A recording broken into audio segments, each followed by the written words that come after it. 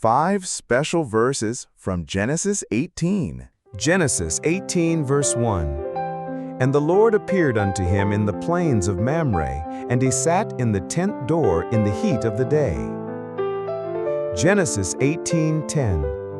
And he said, I will certainly return unto thee according to the time of life, and lo, Sarah thy wife shall have a son. And Sarah heard it in the tent door, which was behind him. Genesis 18:12. Therefore Sarah laughed within herself, saying, After I am waxed old, shall I have pleasure, my Lord being old also? Genesis 18:14. Is anything too hard for the Lord? At the time appointed I will return unto thee, according to the time of life, and Sarah shall have a son. Genesis 18:23.